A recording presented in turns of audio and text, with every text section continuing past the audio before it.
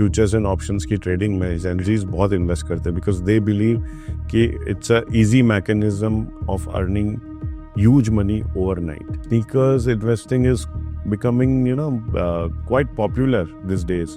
Asset की importance तब और बढ़ जाती है जब उसको कैश में कन्वर्जन उसका इजी हो जाता है। 1000 रुपया रोज इन्वेस्ट करोगे फॉर 15 ईयर्स एट 15% इंटरेस्ट, तो 15 साल बाद आपके पास 5 करोड़ रुपए हो जाएंगे। तो ये जो पैटर्न है ये सही में ऐसे काम करता है या फिर वो खाली रील तक ही सीमित है?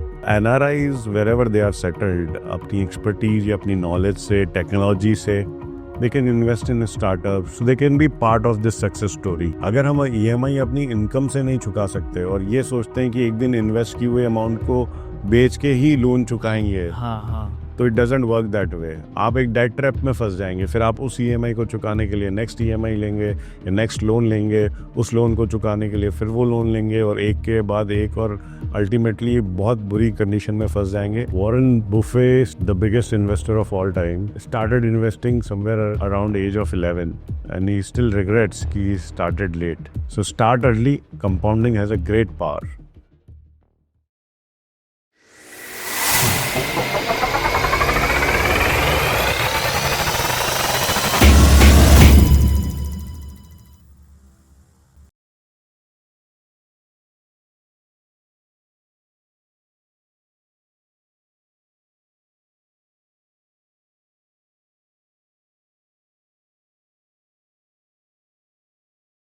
कुछ 5-6 साल पहले तक 2020 का जो एरा था उससे पहले वाला जो टाइम है उसमें हम देखते थे कि जो लोग हैं जो इतने ज़्यादा अवेयर नहीं होते थे अपनी वेल्थ को लेके, फाइनेंसेस को लेके, इन्वेस्टमेंट को लेके।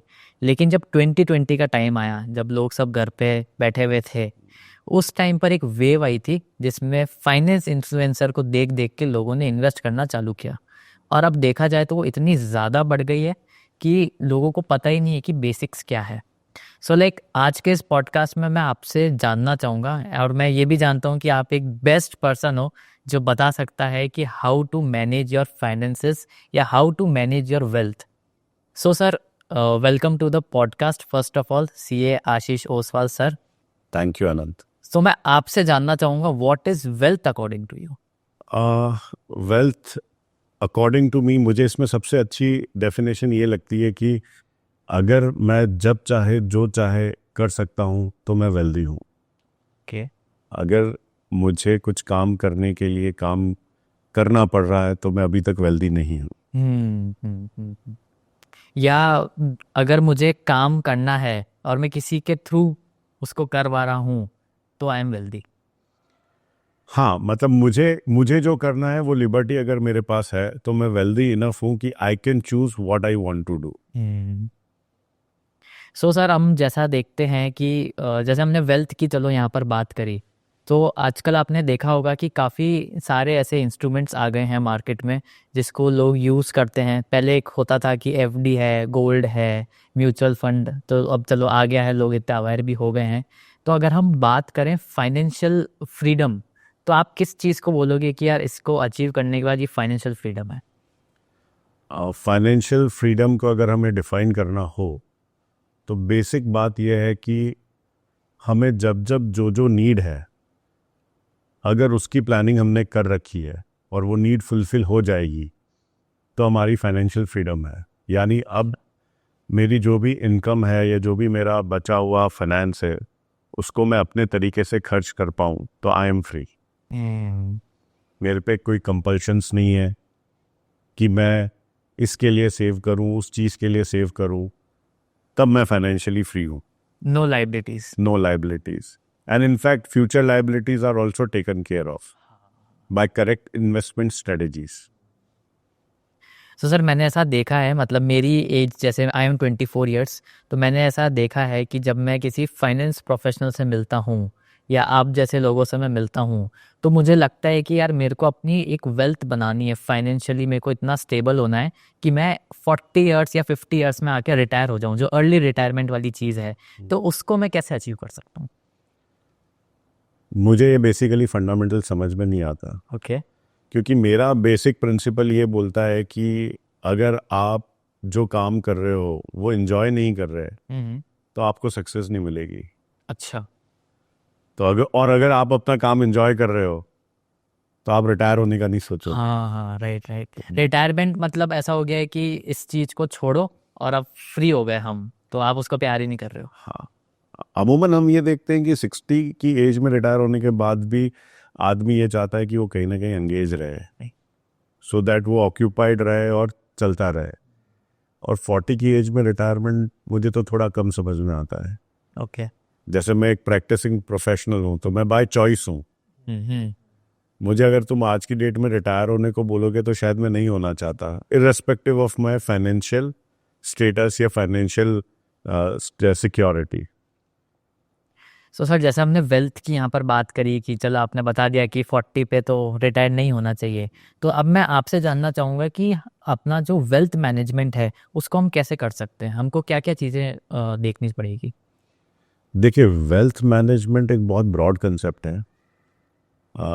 अमूमन तौर पे ये देखा गया है कि लोग वेल्थ मैनेजमेंट को फाइनेंशियल प्लानिंग से बहुत कंफ्यूज कर देते हैं, हाँ हाँ हाँ, राइट राइट राइट। जबकि फाइनेंशियल प्लानिंग वेल्थ मैनेजमेंट का एक छोटा सा हिस्सा होता है। फाइनेंशियल प्लानिंग में हम सिर्फ ये देखते हैं कि हमारे पास कितनी एसेट्स हैं, कितनी इनकम है, तो जो हमारी फ्यूचर लाइबिलिटीज़ हैं उस हिसाब से मेरी एसेट्स या सेविंग्स हैं या नहीं हैं, और अगर नहीं है तो मैं उसको किस तरह से सेव करूं कि मेरी जब जो लाइबिलिटी आए या जो रिक्वायरमेंट आए वो फुलफिल हो जाए। जबकि वेल्थ मैनेजमेंट में ऐसा नहीं है। वेल्थ मैनेजमेंट में आप अपनी वेल्थ को इस तरह से मैनेज करें कि आपकी वेल्थ आपकी इच्छा अनुसार खर्च हो सके, इन्वेस्ट हो सके, आपकी नेक्स्ट जनरेशन्स को पहुंच सके, आपके सारे टैक्स इफेक्टिव और best alternates in the globe, around the globe और within the country depending, वो आपको मिल सके और आप उसको ग्रो कर सके। सो वेल्थ मैनेजमेंट का एक छोटा सा हिस्सा है financial planning. Okay. So sir, being a CA, आप बता सकते हो कि what's the difference between Indian investment in context to global one. Global investment और इंडियन इन्वेस्टमेंट में बहुत फ़र्क है। उसका कारण ये है कि हमारी सोसाइटी बहुत अलग तरीके से है। हमारी social values as compare to West काफ़ी ज़्यादा है। या हमारे पास सोशल सिक्योरिटी नहीं है जो वेस्ट में गवर्नमेंट्स देती है, because they are developed economies, we are developing economies. तो हमारी जो इन्वेस्टमेंट स्ट्रेटजीज़ हैं वो पहले हमारी नीड्स के अराउंड रिवॉल्व करती हैं। जैसे कि हमारे यहाँ पे आज भी बहुत सारी ऐसी पॉपुलेशन है जिनका खुद का घर नहीं है। हाँ हाँ, राइट। सेविंग्स वहाँ से स्टार्ट होती है। फिर हमारे सोसाइटी का स्ट्रक्चर ऐसा है कि हम लोग आज भी बहुत मैरिजेस पे फोकस करते हैं, बहुत स्पेंड करते हैं। मैरिज एक हमारा लाइफ का एक होता है कि ये भी एक लाइफ का गोल ये है। एक एस्पिरेशन होती है कि हमारे जो बच्चों की मैरिज है वो हम इस तरह से करें, नेवर लाइक बिफोर टाइप्स, हाँ हाँ हाँ, सबसे बेस्ट होनी चाहिए मेरी तो। सबसे बेस्ट होनी चाहिए। तो ये सारे फैक्टर्स हमारे इन्वेस्टमेंट को और सेविंग्स को बहुत इन्फ्लुएंस करते हैं। हमारे यहाँ पे अभी भी स्टॉक मार्केट्स इतने सोफेस्टिकेटेड प्रोडक्ट्स नहीं देते हैं जितने कि वेस्ट के देते हैं। और अगर आप देखें तो 2020 के बाद ही स्टॉक मार्केट्स में रिटेल इन्वेस्टमेंट इतना हुआ है। हाँ हाँ, उससे पहले इन्वेस्टमेंट बहुत कम होता था रिटेल इन्वेस्टर्स का। तो हम वेस्ट से काफ़ी अलग हैं। हमारा टैक्सेशन भी अलग है, राइट। ठीक है, बहुत अलग है। बहुत अलग है। तो हम वेस्ट से काफ़ी अलग हैं, और हमारा आज भी हमें हमारे इन्वेस्टमेंट स्ट्रेटजीज में प्रोफेशनल से ज़्यादा सोसाइटी इन्फ्लुएंस करती है। Right right right. जैसा लोग कर रहे हैं उसी पैटर्न में हम उस चीज़ को फॉलो करते हैं rather than taking our own decisions. Exactly. हम एक हर्ड मूवमेंट जो होता है ना, हाँ। उसमें ज़्यादा फॉलो करते हैं भेड़ चाल में, रादर देन हम अपनी खुद का कम डिसीजंस लेते हैं। आपको क्या लगता है इसके पीछे क्या कारण हो सकता है? मतलब लिटरेट तो लोग हैं, तो फिर why they are going through the herd mentality think? देखिए अनंत, इसमें ऐसा है कि लिटरेसी तो इंडिया में बहुत बड़ी है, लेकिन फाइनेंशियल लिटरेसी अभी भी उतनी नहीं बढ़ी है जितनी इनकम्स बढ़ी हैं। राइट। और अगर फाइनेंशियल लिटरेसी नहीं होगी तो हम उन्हीं दो चार जो हमारे ट्रेडिशनल प्रोडक्ट्स हैं उसके अराउंड ही रिवॉल्व करेंगे। अगर आप देखेंगे तो आज भी हमारा सबसे ज़्यादा प्रेफर्ड इन्वेस्टमेंट रियल स्टेट है। हाँ हाँ, सेकंड इज गोल्ड, जमीन खरीदनी है, पैसा जमीन- आते जमीन खरीदनी है। ज़मीन खरीदनी है। हमारे आज भी जो हमारे दादा परदादा बोल के गए थे कि ज़मीन बहुत ज़रूरी है, राइट राइट तो ज़मीन खरीदने में हमें सबसे ज़्यादा इंटरेस्ट होता है। फिर गोल्ड, हम लोन लेने से हिचकते हैं बिकॉज हमारी सोसाइटी में इस तरह का स्ट्रक्चर है कि लोन लेना अच्छा नहीं माना जाता। राइट। तो ये सारे फैक्टर्स हमारे इन्वेस्टमेंट को बहुत इन्फ्लुएंस करते हैं। तो जैसा कि आपने यहाँ पे लोन की बात करी, आजकल आपने एक पैटर्न नोटिस किया होगा, मतलब आपने देखा होगा जो जेन एक्स थे, फिर जेन वाई आए दैट इज़ मिलेनियल, और अब जेन जीज हैं। तो आप इन तीनों में क्या डिफरेंस महसूस करते हो when it comes to investing? देखिए, तीनों का बैकग्राउंड बहुत डिफरेंट है। या जेन एक्स के पास टेक्नोलॉजी नहीं थी, उनके पास बेसिक्स नीड्स पूरे करने के भी पैसे नहीं थे।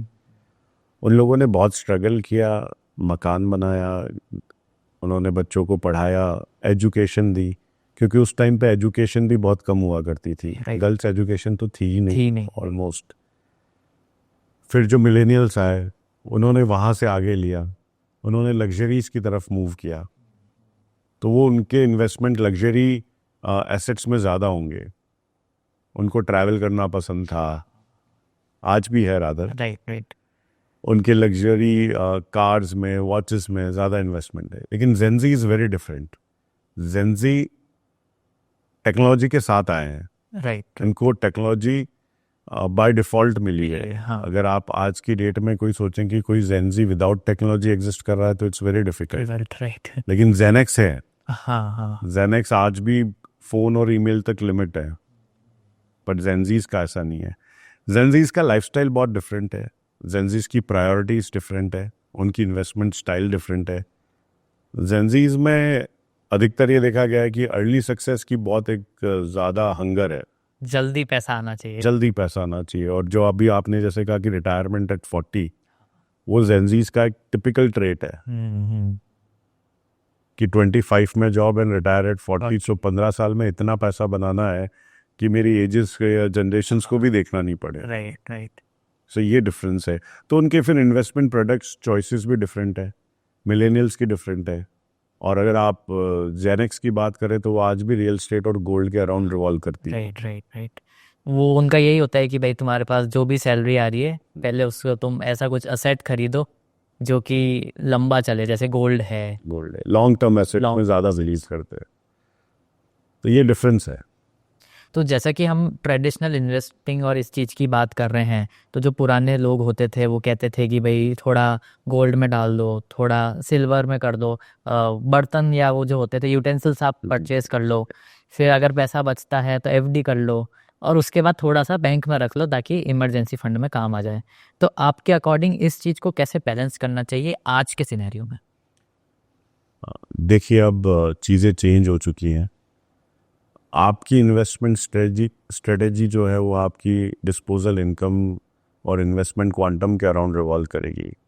आज की डेट में आप कुछ चीज़ों को इग्नोर नहीं कर सकते, जैसे ग्लोबलाइजेशन, हाँ हाँ हाँ राइट। जैसे टेक्नोलॉजी। अगर आपको पता हो तो आज फिनटेक का ज़माना है। अगर आप एफएनओ में इन्वेस्ट कर रहे हैं तो विदाउट एल्गो ट्रेडिंग आप नहीं कर सकते। Right right right. आप उस टर्मिनल पे बैठ के एफएनओ में ट्रेडिंग करेंगे तो you will not be successful, because automisation इतने लेवल पे आ चुका है, इतना माइन्यूटली काम करता है, मिली सेकंड्स में काम कर जाता है कि you can't even think of. तो आप इन चीज़ों को ध्यान में रखते हुए आपको इन्वेस्टमेंट स्ट्रेटजीज बदलनी पड़ेगी। आपको इक्विटी मार्केट, स्टॉक मार्केट में एक्सपोजर लेना चाहिए। कहते हैं कि इट्स एन इंडियन एरा कहते हैं। हाँ हाँ। तो बहुत सारी अपॉर्चुनिटीज़ है, स्टार्टअप्स में अपॉर्चुनिटीज़ है। तो आपको टाइम के साथ alternate products depending on your capability, financial capability, आपको चूज़ करने पड़ेंगे।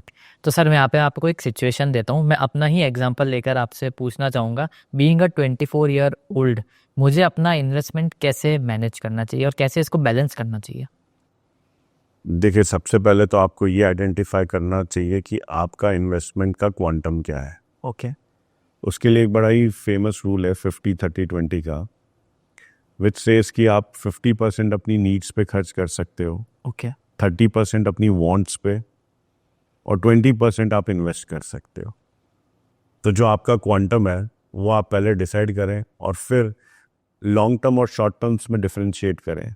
अच्छा, इसके बारे में थोड़ा सा बताइए, लॉन्ग टर्म और शॉर्ट टर्म्स। देखिए, ये आपकी फाइनेंशियल प्लानिंग से जुड़ा हुआ है। आपकी जो रिक्वायरमेंट्स है फाइनेंस की, वो अगले 10 सालों में कैसी है या अगले 20 सालों में कैसी है, आपको कब किस वक्त कितना पैसा चाहिए हो सकता है, वो पैसा उस वक्त रियलाइज होना चाहिए। आप समझिए, cash is very important. Right, एक एसेट, लिक्विड मनी जिसको हम कहते हैं। लिक्विड मनी, एक एसेट की इंपॉर्टेंस तब और बढ़ जाती है जब उसको कैश में कन्वर्जन उसका इजी हो जाता है। Right right. और यही सबसे बड़ा डिफरेंस है स्टॉक मार्केट और रियल स्टेट में। रियल स्टेट का कैश कन्वर्जन थोड़ा स्लो है, जबकि स्टॉक मार्केट का बहुत फास्ट है। Yeah. मतलब it's readily available any time, या इसलिए। तो जैसे कि आपने मेरा बता दिया, बीइंग अ 24 ईयर ओल्ड, अब मैं जेन जी में आता हूँ, तो हमने एक देखा है कि जो इस जनरेशन में है वो एक फोमो वाली चीज़ है, that is fear of missing out. तो वो जो लोग हैं या जो भी इस एज के हैं, तो उनको लगता है कि जो मेरा दोस्त कर रहा है या जो मेरे आसपास के लोग कर रहे हैं, तो मैं उसके पीछे जाऊं या मैं जो वो हर्ड मेंटेलिटी है उस चीज़ को फॉलो करूं। तो इस चीज़ पर आप क्या कहना चाहोगे? और जब ये इन्वेस्टिंग पर आती है ना, तो ये डेंजरस हो जाती है। तो अब आप बताइए, इस पर आपका क्या राय है? 100% एग्री। फोमो और हर्ड मेंटालिटी आज भी हमारे यहाँ पे काफ़ी कॉमनली प्रैक्टिस होती है। मेरा ये कहना है कि आप अगर इन्वेस्टमेंट कर भी रहे हैं तो बिना पढ़े बिना जाने इन्वेस्ट करना एडवाइजेबल नहीं है। ओके। मैं और आप दोनों अगर इक्विटीज़ में इन्वेस्ट कर रहे हैं, इसका मतलब ये नहीं है कि मेरी और आपकी रिटर्न सेम सेम आएंगे। Right right. आपने किन स्टॉक्स में किया है, मैंने किन स्टॉक्स में किया है।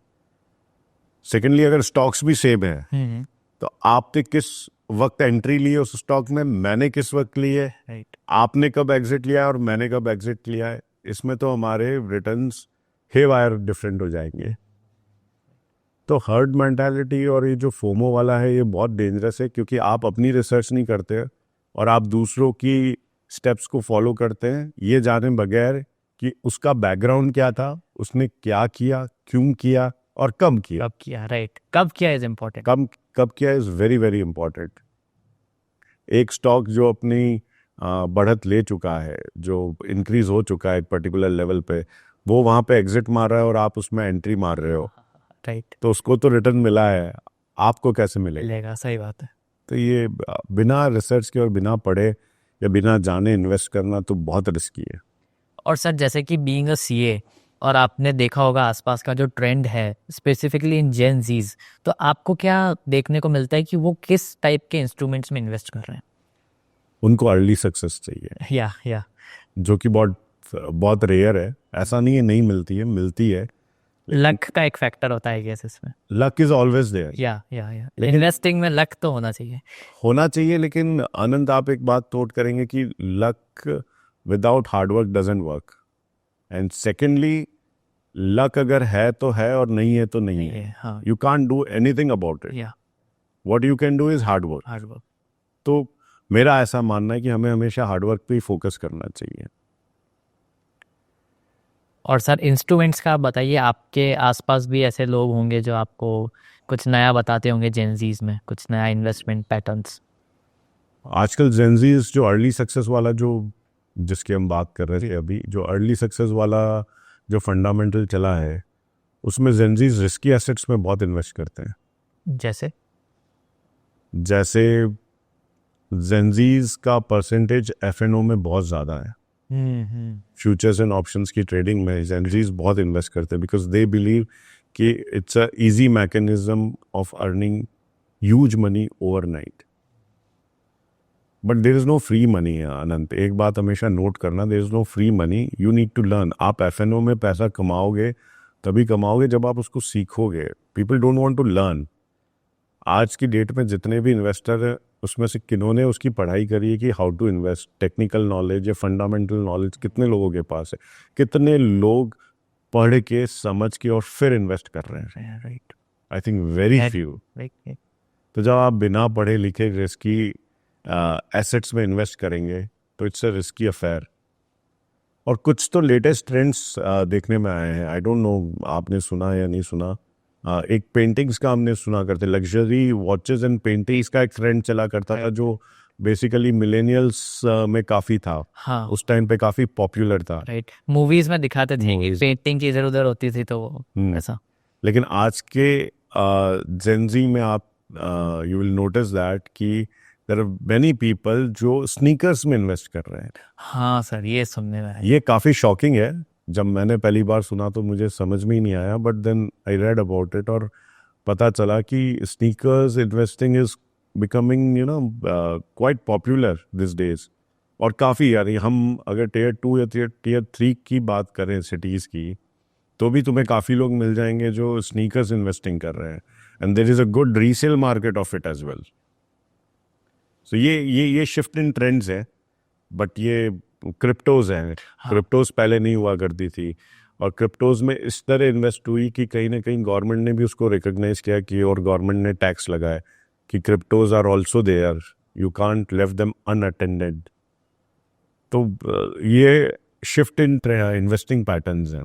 तो अगर हम जैसे देखते हैं, आपको क्या लगता है कि ये रिलायबल सोर्स ऑफ अर्निंग है, या फिर ये सिर्फ एक, वो कहते हैं ना, अपन ने एक ऐसा बबल क्रिएट कर दिया है, वो चीज़ है? देखिए, आप इन्वेस्टमेंट को अर्निंग से कंफ्यूज मत करो। ओके। इन्वेस्टमेंट हमेशा आपकी वांट्स और नीड के ऊपर जो पैसा बचता है उसका होता है। आप पर मेरे को ऐसा लगता है जो जेनजी है ना, अर्निंग को ही एक तरीके से वो पूरा उसमें डाल देते हैं, नीड्स और वांट्स में ही। सो लाइक उनको ऐसा लग रहा है कि जो नीड्स और वांट्स है वही उनकी इन्वेस्टिंग है एक तरीके से। ये बहुत गलत तरीका है इन्वेस्ट करने का। आप इन्वेस्ट उस, when your money starts making money, that is investment. ठीक है ना? अगर आपकी इनकम को आप केवल इन्वेस्टमेंट पर डिपेंड हो जाएंगे, because investment is not easy money, उसमें भी बहुत सारे फैक्टर्स काम करते हैं।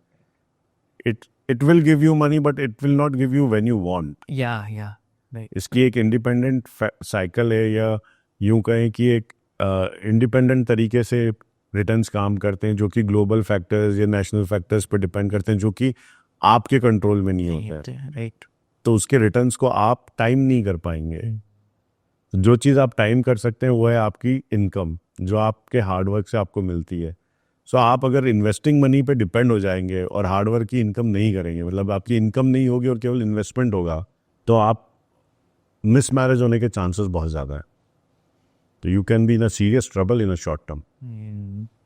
लिक्विड मनी ही नहीं होगा आपके पास। लिक्विड मनी ही नहीं होगा, फिर आप उसको डेली एक्सपेंसेस मीट करने के लिए आप डेट लेंगे, क्योंकि आप इन्वेस्टमेंट लिक्विडेट इसलिए नहीं करेंगे because it is not फैचिंग you the desired money, या डिजायर्ड अमाउंट फैच नहीं कर रहा है, तो आप डेट लेंगे। वो है ना, आपने अपना वो है ना, जो एक कहावत है कि आमदनी अठन्नी और खर्चा रुपया। ₹4, और एक बार एक्सपेंसेस इंक्रीज हो जाते हैं तो आज की लाइफस्टाइल में उसे कंट्रोल करना बहुत डिफिकल्ट है। आइडियल इन्वेस्टमेंट पैटर्न वही रहेगा कि आप अपनी इनकम से एक्सपेंस करें, और investment is the extra money you earn out. तो सर आपने एक वो देखा होगा, मतलब हमने तो रील्स में कहीं ना कहीं तो देखा ही है कि आप 1,000 रुपया रोज इन्वेस्ट करोगे फॉर 15 ईयर्स एट 15% इंटरेस्ट, तो 15 साल बाद आपके पास 5 करोड़ रुपए हो जाएंगे। तो ये जो पैटर्न है, ये सही में ऐसे काम करता है या फिर वो खाली रील तक ही सीमित है? काम करता है, लेकिन इसमें बहुत सारे फैक्टर्स काम करते हैं। सबसे बड़ा फैक्टर सेल्फ डिसिप्लिन का है। आपने एक जोक सुना होगा कि दो बंदे थे, एक सिगरेट पी रहा था और दूसरा पीता नहीं था। राइट। तो उसने पूछा कि तू ये सिगरेट कितने की पीता है? तो उसने बोला 20 रुपीज़ की। दिन की इतनी कितनी पीता है? दिन की 2 पीता हूँ। 40 रुपीज़। और कितने साल से पी रहा है? अगर इतने साल से तू ये पैसा इन्वेस्ट कर रहा होता तो आज मर्सिडीज होती। राइट। तो पहले बंदे का रिस्पॉन्स ये होता है कि तू तो नहीं पीता है, तेरी मर्सिडीज का। राइट। तो ऐसा नहीं कि पैसा उसके पास नहीं था, but the factor is that कि सेल्फ डिसिप्लिन होना बहुत ज़रूरी है। इन्वेस्टमेंट एक्टिविटी में आपको self discipline, regular investment, compounding का पार बहुत ज़्यादा है। आप जितना जल्दी इन्वेस्ट करेंगे और जितना रेगुलर इन्वेस्ट करेंगे, उतनी जल्दी आपकी वेल्थ क्रिएट होगी। और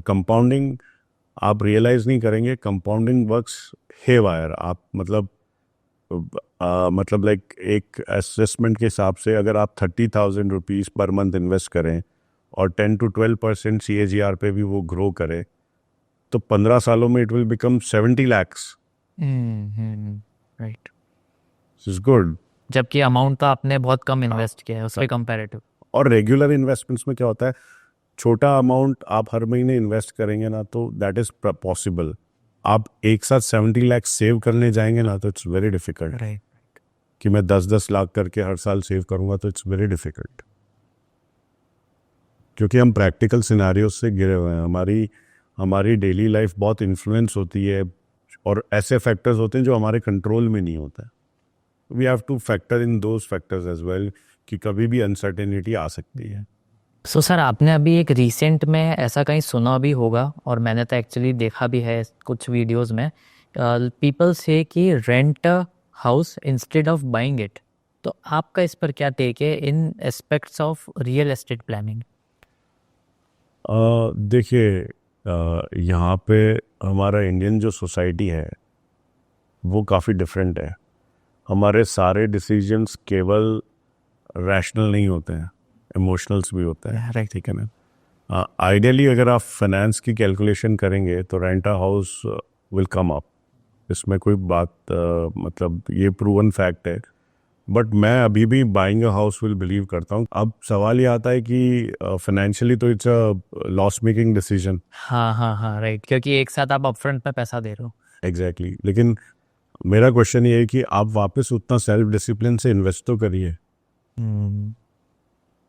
तो आपके पास वैसे भी स्पेयर मनी हो जाएगा. आप 10 साल 15 साल का जो लोन का टर्म होता है, आप उस टर्म में आप एक सिस्टमेटिक इन्वेस्टमेंट करिए.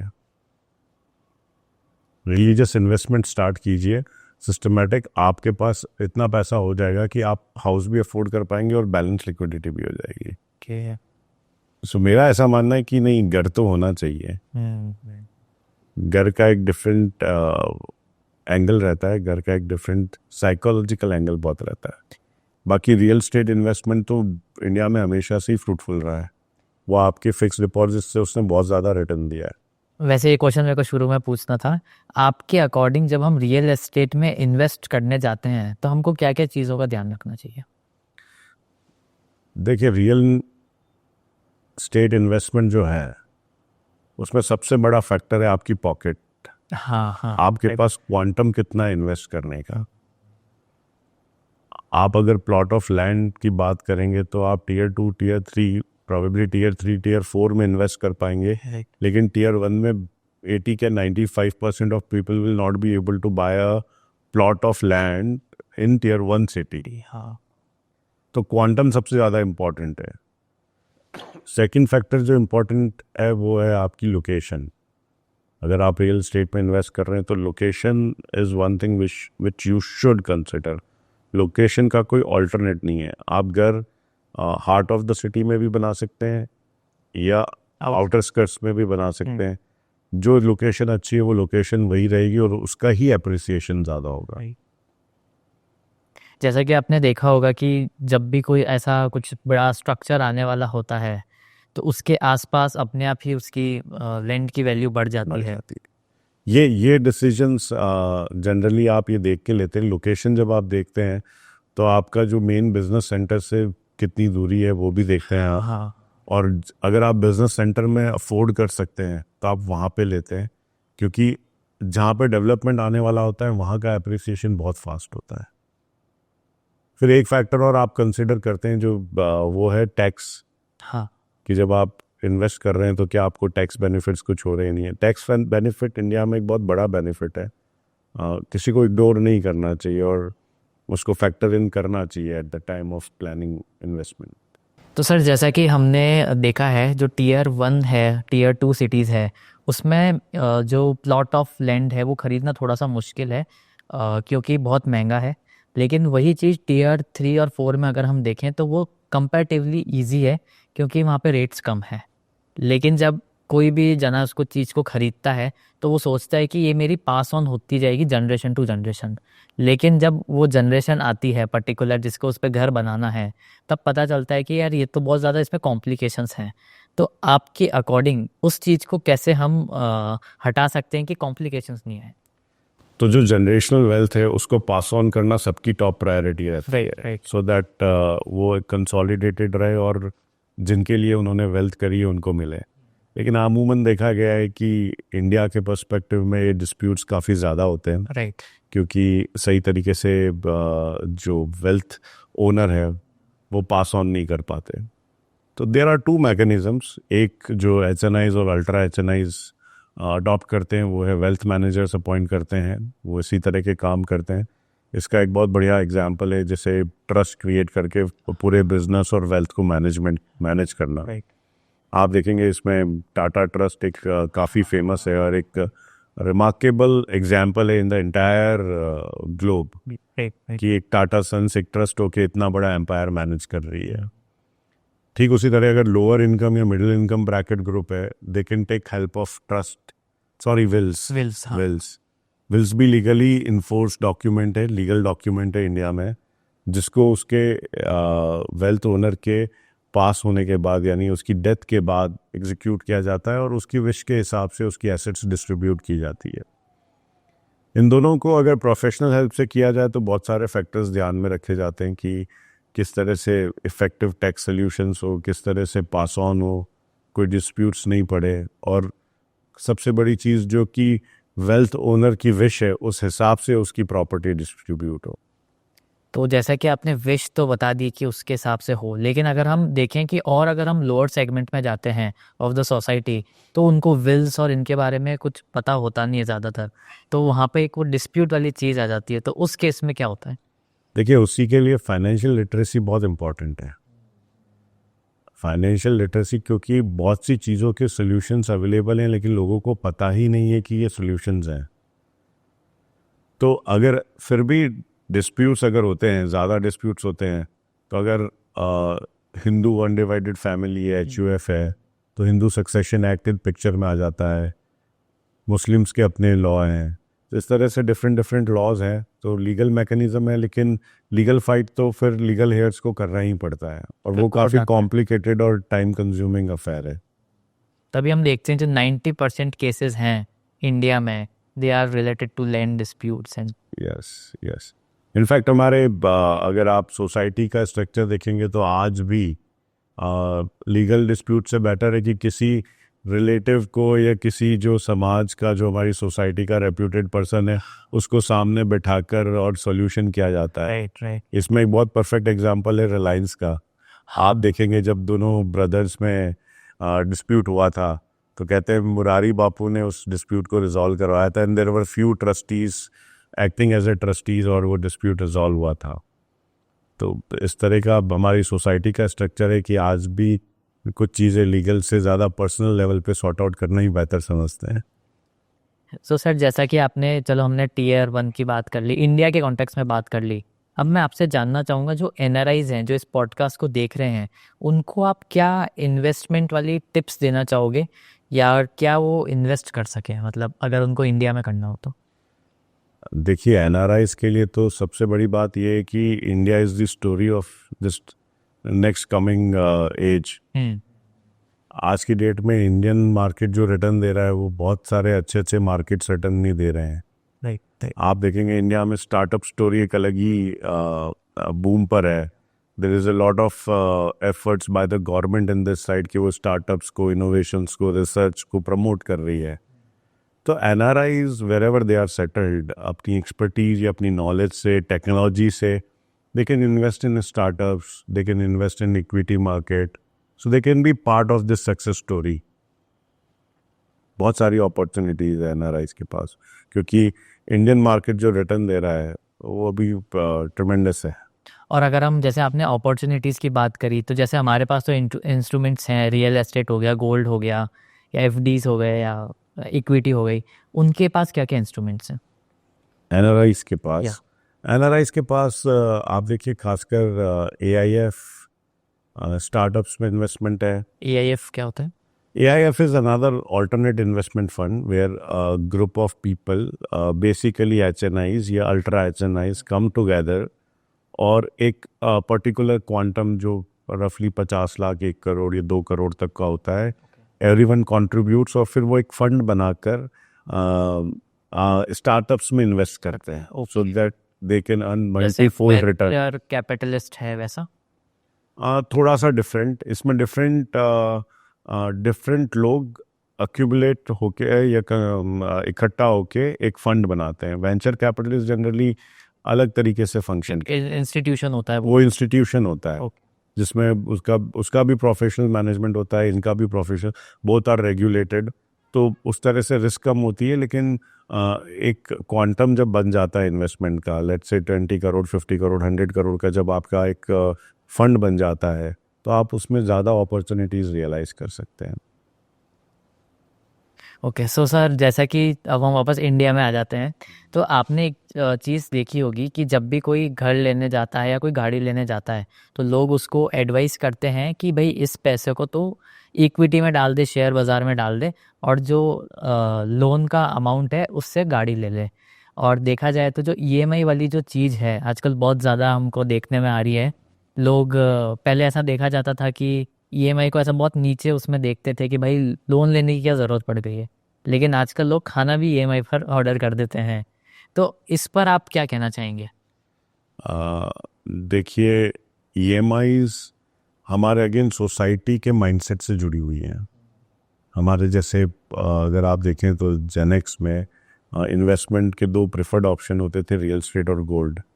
उसी तरह एक बात ये भी चलती थी कि डेट नहीं होना चाहिए। हाँ, राइट। तो ये बात वहाँ से जुड़ी हुई है। लेकिन देखिए, EMIs का अलग फंडामेंटल है। अगर आप एक्सपेंसेस या डेली स्पेंडिंग्स या डे टू डे अफेयर्स के लिए जो एक्सपेंस हो रहे हैं उनके लिए आप EMI ले रहे हैं तो it's a very risky thing. और अगर आप इन्वेस्टमेंट करने के लिए EMI ले रहे हैं और वो EMI अगर आप अपनी इनकम से चुका सकते हैं तो it's not bad at all. और ऐसा भी तो हो सकता है कि जैसे हमने ईएमआई ली, लेट से हमने कोई असेट परचेज किया, हमने तो परचेज कर लिया उसको इंटरेस्ट और उस पे, और जब चुकाने की बारी आई तब तो है ही नहीं हमारे पास पैसा। तो आपको नहीं लगता कि ये तो फिर हाँ, ये बहुत बड़ा मिसमैच है। अगर हम EMI अपनी इनकम से नहीं चुका सकते और ये सोचते हैं कि एक दिन इन्वेस्ट किए हुए अमाउंट को बेच के ही लोन चुकाएंगे, हाँ, तो it doesn't work that way. आप एक डेट ट्रैप में फंस जाएंगे। फिर आप उस EMI को चुकाने के लिए नेक्स्ट EMI लेंगे या नेक्स्ट लोन लेंगे, उस लोन को चुकाने के लिए फिर वो लोन लेंगे और एक के बाद एक, और अल्टीमेटली बहुत बुरी कंडीशन में फंस जाएंगे। आपकी ये प्लानिंग तभी सक्सेसफुल हो सकती है जब आपके पास इतनी इनकम है कि आप इन्वेस्टमेंट जो किया है एसेट वो कभी भी रिटर्न दे। You can manage this EMI and you can manage this debt, तो ये इन्वेस्टमेंट स्ट्रेटेजी सक्सेसफुल है। सो सर, हमने जैसा देखा कि आपने चलो इसका बताया कि जो ईएमआई वाली चीज़ है, हमको मटेरियलिस्टिक वाली चीज़ पे नहीं जाके असेट को एक तरीके से बनाना है। तो सर अब मैं ऐसे आपसे जानना चाहूँगा, जैसे स्टूडेंट है वो क्रेडिट कार्ड पर लोन भी ले रहा है और फिर वो डेब्ट में भी फंस रहा है, तो उसको आप क्या एडवाइस देना चाहोगे? देखिए, there is no free lunch in the world. अगर एक स्टूडेंट ने बिजनेस स्टार्ट किया है इन्वेस्टिंग का, तो उसकी डेफिनेटली उसको उस चीज़ की स्टडी की हुई होनी चाहिए, उसने कोर्स किया हुआ होना चाहिए, उसको नॉलेज होनी चाहिए। विदाउट नॉलेज तो इट्स लाइक कि लॉटरी का टिकट खरीदा है। हाँ, सही बात है। जैसे मैंने पहले बताया था कि एक ही स्टॉक में 2 लोग इन्वेस्ट कर रहे हैं बट डिफरेंट टाइमिंग पे, तो उनका रिटर्न बहुत वेरी करेगा। राइट। ठीक उसी तरह एक स्टूडेंट अगर उसने रिलेवेंट एक्सपीरियंस नहीं लिया, अगर पढ़ा नहीं है और लोन लेकर इन्वेस्ट कर रहा है और उसके पास कोई इनकम भी नहीं है, it's a very very risky thing. आपको इन्वेस्ट वो अमाउंट करना होता है अपनी इनकम का जो आपके बेसिक नीड्स एंड वांट्स के बाद बच जाता है। आप अपनी नीड्स के लिए आपके पास कोई इनकम सोर्स नहीं है, वांट्स के लिए इनकम सोर्स नहीं है, और लोन लेकर आप इन्वेस्ट कर रहे हैं, I don't think so it's a good preposition. और सर अगर मैं आपसे जानना चाहूँ कि क्रेडिट कार्ड को लेकर आपका क्या व्यूज़ हैं, तो उसका बताइए, लेना चाहिए या नहीं लेना चाहिए? नहीं, इमरजेंसी के लिए बहुत अच्छी चीज़ है credit card. So at times whenever you are travelling you don't have to carry cash. और वैसे तो अभी वैसे भी डिजिटल इकोनॉमी पे बहुत ज़्यादा फोकस है गवर्नमेंट का, तो credit card is good to extend, लेकिन क्रेडिट कार्ड के ट्रैप में नहीं फंसना चाहिए। क्रेडिट कार्ड के इंटरेस्ट बहुत हैवी होते हैं, हमें लगते कम है, हमें लगते लाइक 13-14% से क्या होता है 200-500 रुपया, but if you think a bigger picture तो it's a very very expensive instrument. आपको क्रेडिट कार्ड से पेमेंट करनी चाहिए, लेकिन पेमेंट वापस उसका रीपेमेंट टाइम पे करना चाहिए। सो सर अब मैं थोड़ा सा वुमेन के कॉन्टेक्स्ट में आपसे बात करना चाहूँगा। जैसा कि आपने देखा होगा जब डीमोनेटाइजेशन हुआ था उस टाइम पे जो सबसे ज़्यादा जब कैश निकला था तो वो वुमेन्स के पास निकला था, क्योंकि उनका होता है कि हम एक इमरजेंसी फंड के रूप में मनी को लिक्विडेट करके रखें ताकि कहीं पर भी उसको इजीली यूज़ कर सकें। तो मैं आपसे जानना चाहूँगा कि जो वुमेन्स हैं वो अपने फंड्स को कैसे मैनेज कर सकती है और अपनी वेल्थ कैसे बना सकती है। जहाँ तक वुमेंस का सवाल है तो इंडियन पर्सपेक्टिव में वुमेंस ट्रेडिशनली एक ही चीज़ में इन्वेस्ट करती थी, वो है गोल्ड। हाँ हाँ हाँ। अपार्ट फ्रॉम फ्यू क्या कहते हैं, apart from some basic emergency funds in cash, वो गोल्ड पे ही डिपेंड करती थी और गोल्ड में ही इन्वेस्ट करती थी। अगर हालांकि वो बात एक अलग है कि बहुत सारी वुमेन्स सबसे छुपा के भी सेविंग करती थी, वो तो हार्डकोर कैश में ही होती थी।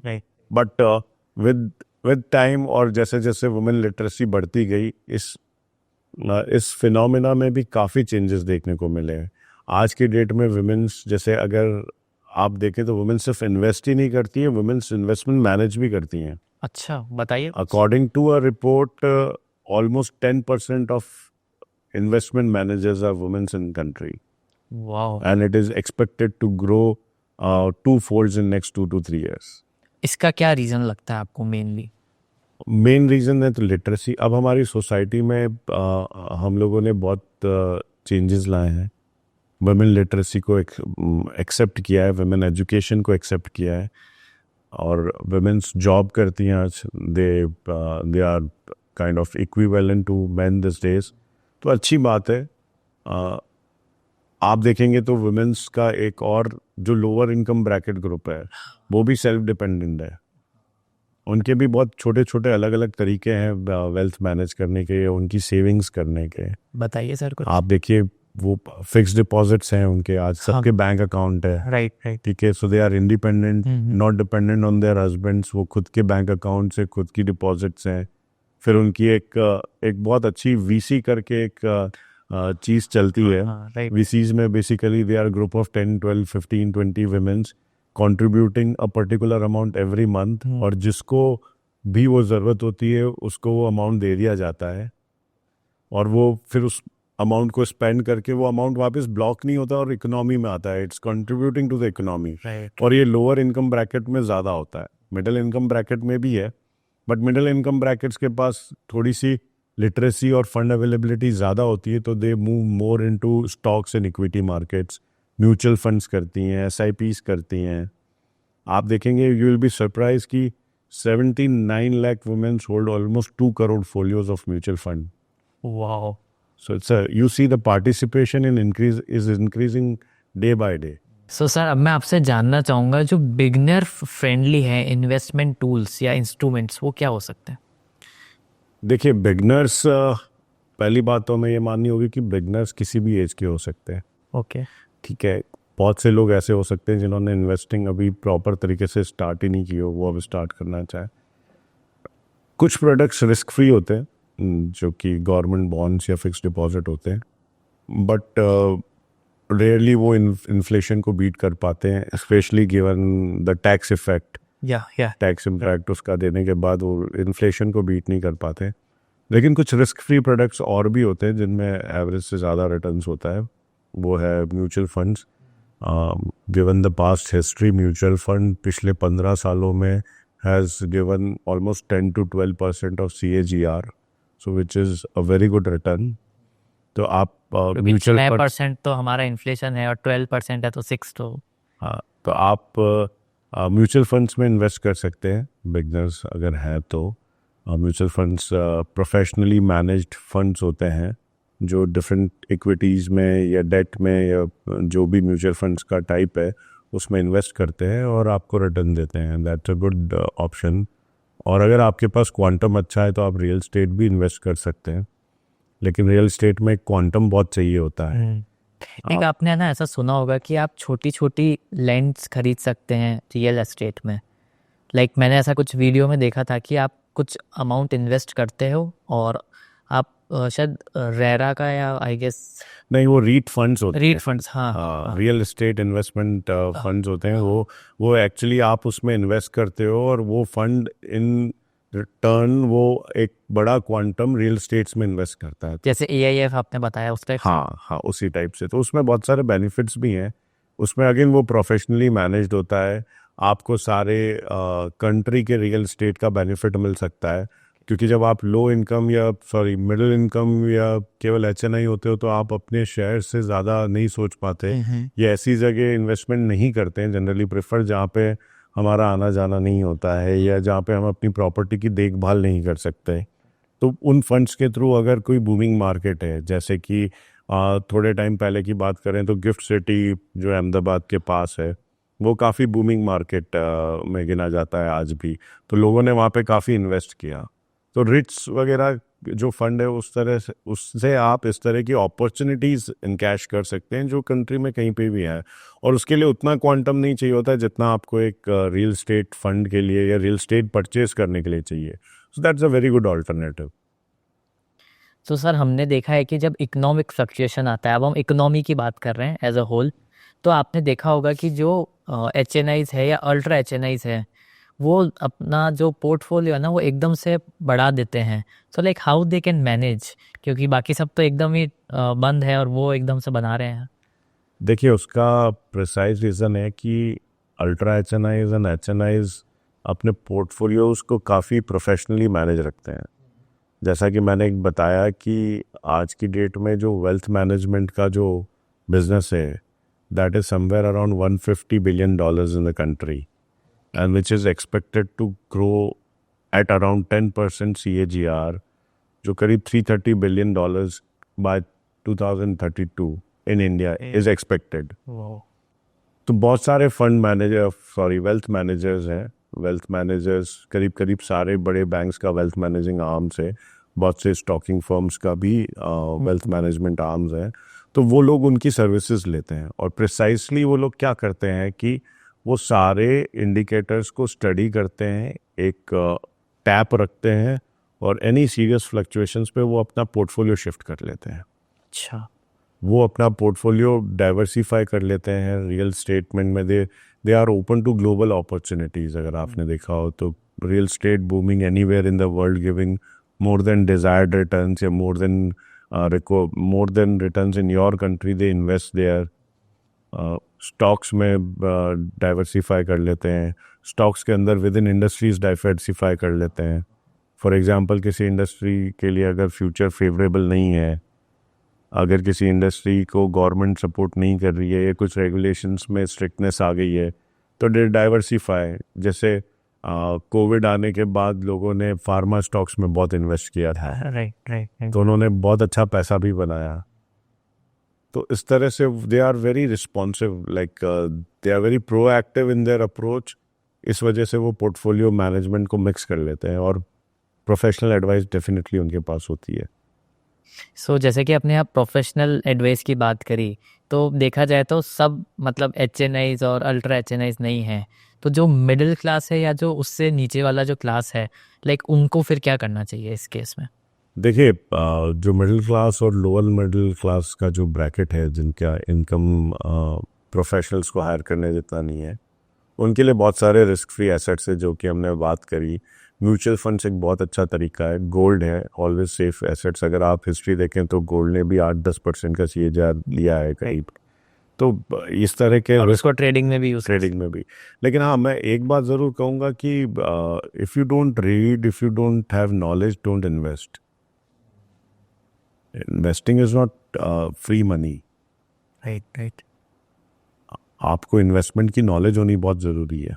जो मिडिल क्लास है या जो लोअर मिडिल वाला है, जिसका बहुत ज़्यादा कंट्रीब्यूशन है इकोनॉमी में, तो उसको किससे टिप्स लेनी चाहिए? देखिए, HNIs और अल्ट्रा HNIs में तो क्या होता है कि फंड इतना लार्ज होता है कि they can afford wealth managers. As well as उनको complex solutions and higher returns में बहुत ज़्यादा इंटरेस्ट होता है, तो उनको प्रोफेशनल हेल्प की ज़रूरत होती है। लेकिन आज टेक्नोलॉजी के ज़माने में लोअर इनकम ब्रैकेट या मिडिल इनकम ब्रैकेट के पास भी बहुत सारे ऑप्शंस अवेलेबल हैं। एक ट्रेडिशनल ऑप्शंस तो ये रहता है कि आप अपने चार्टर्ड अकाउंटेंट से सलाह लें। या आजकल आप देखेंगे कि बहुत सारे इन्वेस्टमेंट एडवाइजर्स होते हैं जो आपको म्यूचुअल फंड या इक्विटीज़ की भी देते हैं। बट मेरा ये मानना है कि आप केवल रेप्यूटेड प्रोफेशनल से ही हेल्प लें या एडवाइस लें। एट द सेम टाइम बहुत सारे स्टॉकिंग फर्म्स भी होती हैं जो रेगुलरली रिपोर्ट्स निकालती हैं, जो काफ़ी जेन्युइन ऑथेंटिक रिपोर्ट्स भी होती हैं। अगर आप किसी ब्रोकिंग फर्म के यहाँ पे अपना अकाउंट खोलेंगे डीमैट वगैरह, तो आपको उनके यहाँ से भी रिपोर्ट्स आती हैं, बहुत सारी टिप्स आती हैं, बहुत सारी फैसिलिटीज़ आती हैं। But at the end of the day मैं यही कहना चाहूँगा कि आप अपनी तरफ से पूरा रिसर्च करें, आप अपना नॉलेज यूज़ करें। Just don't go by a blank advice कि इन्होंने बोला है तो वहाँ इन्वेस्ट कर दिया। You do your own homework. So sir, अब मैं आपसे जानना चाहूँगा, एक जो सैलरीड क्लास वाला जो है, उसको आप एक 10 इयर्स की इन्वेस्टमेंट स्ट्रेटेजी बताइए।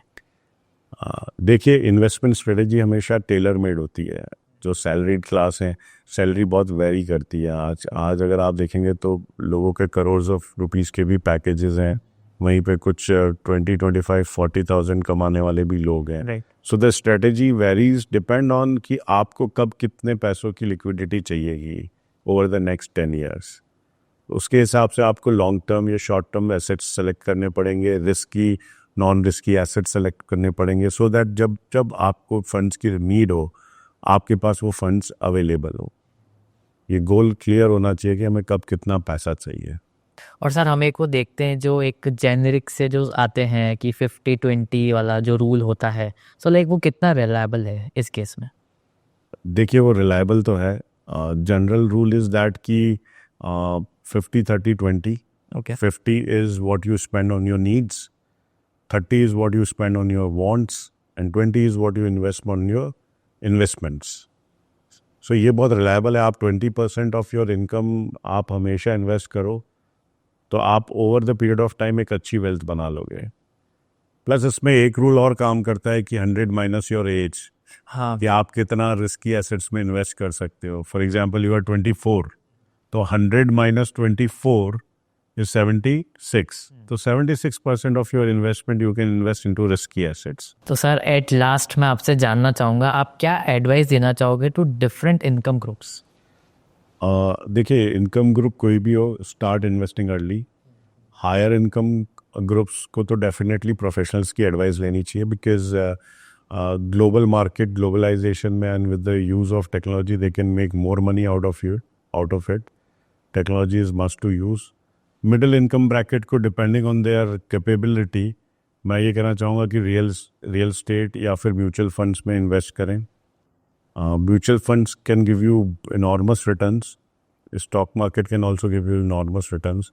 लोअर इनकम ब्रैकेट को भी मैं एडवाइस करना चाहूँगा कि जल्दी इन्वेस्ट करें, because compounding is a great power. आप देखेंगे, अगर कोई 5,000 रुपये महीना भी इन्वेस्ट करता है तो over the period of 15 years at 12% CAGR he'll make like 11 lakh rupees। और अगर मैं कोई 1,000 रुपीज़ पर डे इन्वेस्ट करें तो he'll make 70 lakh rupees।